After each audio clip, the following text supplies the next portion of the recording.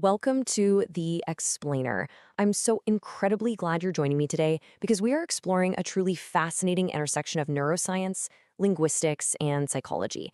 In this explainer, we're going to unpack exactly how the grammatical structures we use every single day literally design our perception of reality. We're going to look at the hard science of how words shift our visual attention, and then we'll apply it to something every single one of us experiences, how language shapes our relationship with time and aging. Oh, and hey, if this explainer helps you reframe your view of time or gives you a brand new lens on your own reality, please take a quick second to like this video and subscribe to the channel for more reality shifting insights. Okay, quick question for you. I want you to pause for just a second and answer this simple question in your head. How old are you? Now, it seems like a perfectly neutral request for biological data, doesn't it? But how you instinctually answer this, the very grammar your brain reaches for to construct that response, well, it might just reveal how your mind is fundamentally wired to perceive time, the aging process, and even your own identity. All right, let's dive into this idea of language as a mental lens. We so often think of language as just a mirror, like it's just this passive tool we use to name and describe a reality that's already out there. But modern research reveals it's actually an active lens. It actively participates in how our brain organizes attention, categories, and meaning. To really get this, we need to define our core concept today, neurolinguistic relativity. Now, historically, there was this old idea called the Sapir-Whorf hypothesis. It suggested strict linguistic determination, basically the myth that our language rigidly traps us in a specific mental world. Well, modern science has moved completely away from that extreme. Today, neurolinguistic relativity is all about how language flexibly nudges and biases our brain systems. It doesn't control your thoughts, but it subtly flexes your perception, your memory, and your decision-making over time. And here is where it gets really wild. The strongest, most fascinating proof of this doesn't come from philosophy anymore. It comes from modern cognitive neuroscience. Researchers are using advanced brain-based tools like EEG and ERP to capture neural activity at the earliest possible processing stages. We're talking literally milliseconds after a stimulus is presented. And what these incredible tools show us is that language influences what the brain notices first, long before we even form a conscious strategy or speak a word out loud. Through semantic networks and linguistic cueing, our vocabulary engages our visual systems in a top-down manner. It essentially acts through our brain's general predictive mechanisms, constantly and quietly biasing exactly what we pay attention to. So, how exactly does this direct our brain's attention in real time? Now, what's really interesting about this is how specific vocabulary alters our focus. Take color terminology, for example. Classic studies show that if your language has a specific, dedicated word for a distinct shade of color, your brain is actually faster and sharper at visually discriminating that exact shade compared to someone whose language lacks that word. You aren't literally seeing different colors, but your perceptual categories are finely tuned by your vocabulary, or consider motion and events. Different languages package information entirely differently. Some languages grammatically force you to focus on the destination of a moving object, while others make you focus on the manner of the movement itself. Your grammar essentially tells your eyes where to look. But I do want to pause here for a second and just caution against overstating this. Language influences thought selectively and probabilistically. It totally does not rewrite our visual systems from scratch. The effects are graded and they're highly dependent on context.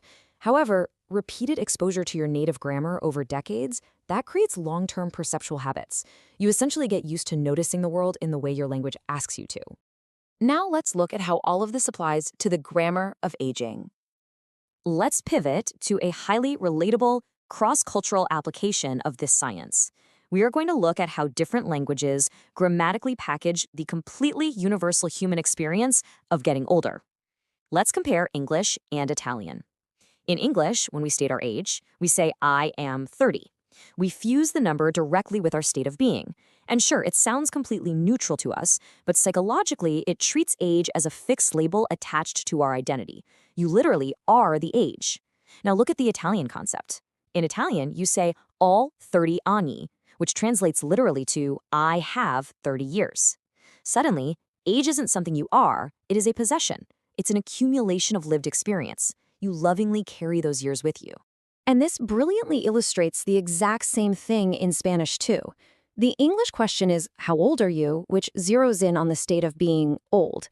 Compare that to the Spanish question, "¿Cuántos años tienes?" meaning, "How many years do you have?" By grammatically treating age as something you accumulate rather than a condition you just fall into, Spanish and Italian foster a much more process-oriented, fluid relationship with time. And when we shift over to Asian languages, the framing of age expands even further to encompass really deep social meaning. In Japanese, nansai desu ka asks how many years old you are, but the language links age inherently to respect, life stages, and social roles rather than just isolated personal identity. In Chinese, traditional counting systems actually alter the timeline of when being older begins compared to Western birthday models, and age carries profound relational meaning within the family structure. And in Korean, your age dictates the very speech levels and hierarchy of your daily interactions. In these contexts, age isn't just a biological number at all. It's a grammatical marker of your belonging and your status in the community. Looking at all these structural differences brings us back to a really personal reflection. I'd love to ask you, do you feel defined by your age or empowered by the years you possess? If your native grammar forces you to say, I am old, is it subtly making you fearful of time? Are you unconsciously fusing your identity with a biological number and absorbing all the stereotypes attached to it? So, how do we start rewiring our inner near-air? Well, the really good news is that once we recognize this neurolinguistic relativity, we can actively work with it.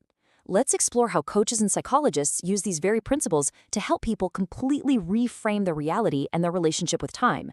If you ever feel stuck regarding aging, life transitions, or even productivity, language is one of the absolute first places to look.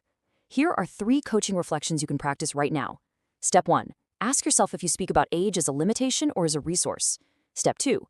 Notice your internal dialogue. Do you describe time as running out, or as a beautiful path that is unfolding? Step 3. Evaluate whether the specific words you choose create pressure or if they offer you perspective.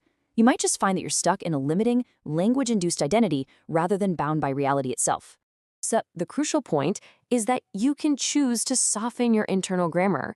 Take a look at the limiting frame. Saying, I am old, or time is against me, builds a mental environment of loss.